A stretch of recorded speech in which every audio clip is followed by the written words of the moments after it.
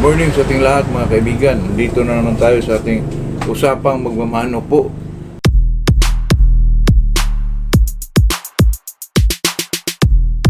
At talagang ganito mga kaibigan, enjoyment lang. At saka ito naman sa atin mga kaibigan ay para makatulong din tayo sa mga baguhan. Yung medyo na ano pa yung isip mga kaibigan kung anong mga dapat gawin, baka makatulong din tayo po. Itong pag-usapan natin ngayon mga kaibigan ay kung paano tayo itong tinatawag natin madali ang pagbulto ng katawan ng isang manok, kung paano gawin po. Bago tayo mag-umpisa mga kaibigan, itong nakita nyo itong incubator kong kaibigan ay talagang pang pobreng breeder lang talaga.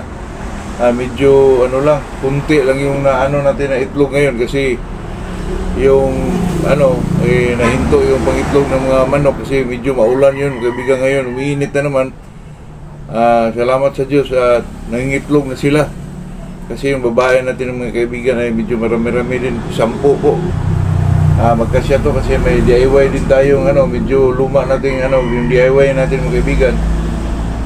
Din ang maka din yan ng mga 50 eggs po. Ito namang 50 ang sitters nito mga kaibigan, 50 din ang hatcher po.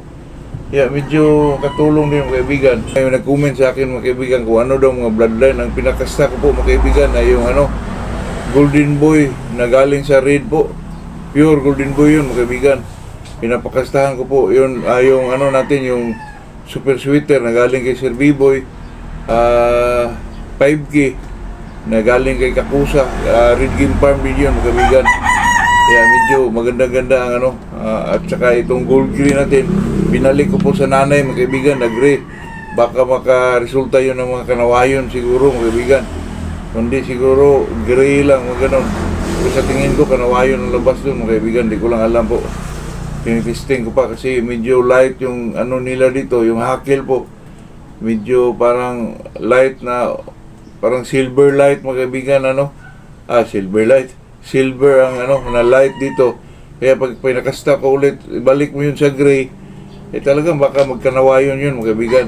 Kasi alam naman natin ang gray, pag makaproduce yun ng mga makaanak sila ng gray din, tapos ibalik mo, ang resulta doon mga kaibigan ay silver gray po. Kaya expected ko siguro yung kanawayon yun mga kaibigan na di pa natin alam. Kaya yung kahapon naman mga kaibigan, may nag-message sa akin, gusto siyang kasali sa pahulugan. Pwede po kasi makaabot tayo ng early bird mga kaibigan. Medyo marami itong pangalawa kong i-load mga kaibigan. Siguro mga siguro yun mga kaibigan, mga October 15, baka pangalawang salang ko po. Pang early bird yun mga kaibigan. Kaya nasabi ko yung bloodline kasi nagtanong mga kaibigan na binablog ko na lang ngayon para naman malaman nila at saka kung sino may yung mag-avail. Isang manok po ay ka ng yung reservation mga kaibigan, 500. At saka sa akin mga kaibigan, pag mag-umpisa ka na ay talagang maghulog ka ng kundi weekly, monthly mga kaibigan. Kasi pag hindi mo na yan maanuhan, hindi ka makahulog, talagang na yun, disqualified na yun mga kaibigan. Kasi nung una po, nagpahulugan ako, okay lang ako, pero hirapan po. Kasi yung iba hindi na tumapos mga kaibigan. Kaya gusto ko maghulog talaga na weekly or monthly po, para naman maramdaman natin na nandun pa yun mga kaibigan. Yun lang. Pag-usapan natin mga kaibigan ay itong tinatawag na madali ang pagpabulto ng katawan ng isang manok, kung ano pong pamaraan doon mga kaibigan. Ito namang pagpakain tayo ng manok mga kaibigan.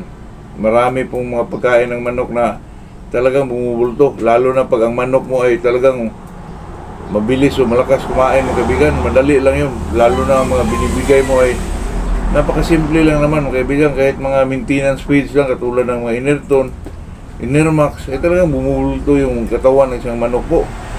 Lalo na pag walang palta yung manok mo kung makain po, talagang ubusin, talagang gumaganon yun mga kaibigan. Tapos sabayan nyo po ng kung gusto nyo talagang madali lang bumulto yung katawan ng isang manok, din mga kaibigan, i-exercise nyo rin, ilagay nyo sa scratch box. Kundi magkahig kayo, ay talagang madali lang po magano. Yun mga kaibigan, tingnan nyo itong magkondisyon ka ng manok. Diba mag-exercise kayo, kahig, scratch box, talagang bumubulto yung katawan ng isang manok. Tapos ang pinakain pa ay Royal Pansy. At lumubo yung katawan ng isang manok, mga kaibigan, na gumagaan po. Kaya kung gusto nyo yung bumulto yung katawan ng isang manok, i-box nyo. Kundi magkahig kayo, mga kaibigan. Lalo na yung mga kaibigan, yung patuwad na yung style ng kahig ng isang manok. Kung wala kayong kaparis, mga kaibigan, ay talagang lumubo yung katawan ng isang manok po. Totoo yan. Kaya sa akin naman dati, mga kaibigan, yung ko yung manok na mag-exercise akong ganito, mga kaibigan, ay kansyawan po tayo sa kaibigan natin kasi matuwa daw yung manok, mga kaibigan. Pero talagang ganun, naranasan mo yung ganun, ikaw talaga ay magmamanok po. Yung lahat ng exercises, mga kaibigan, tulad ng yung alambre, tulad ng papa ko dati, mga kaibigan, ilagay sa alambre, hindi natin alam na yun pala ay nakasama sa manok natin, mga kaibigan, medyo yung nila dito, yung tumigas yung mga muscle, mga kaibigan, mag-muscle bound, tawag nila po. Sa atin naman, mga kaibigan, lahat ng exercises, alam natin yan, mga utso-utso, yung mga, alam natin yun, kasi tayo naman ay, hindi tayo mga big time farm, hindi katulad ng mga big time, mga kaibigan, talaga hindi sila gumagawa ng gano'n, mga kaibigan, totoo yan. Ay talagang malaman lang, gumagawa ka ng ganitong katawanan ka po. Yung pinakasimple lang, yung kahig. Pero pag isang manok, mga kaibigan, masarap ang kinakain, tapos i-box nyo, scratch box, talagang bumulto yung katawan, totoo po yan. Yan ay real talk po. Lalo na pag magkahig kayo, sampi nyo, gano'n, talagang lumulubo yung katawan ng isang manok po. Siguro mga kaibigan, mag-pop off yung yung muscle nila, di ba? Pumuputok yun, mga kaibigan, pumuputok. At saka pag ang manok, mga kaibigan, ay medyo lumaki katawan, pumuputok ang mga muscle nila, talaga pumuputok din yung mga palo po, totoo yan. Kaya kung gusto yung madali lang bumulto yung katawan ng isang manok nyo, pakainin nyo ng kaibigan, kahit maintenance lang, pero mag-box kayo, scratch box, mga kaibigan. In 2 weeks po, makikita nyo ang resulta ng katawan ng isang manok po. Totoo yan.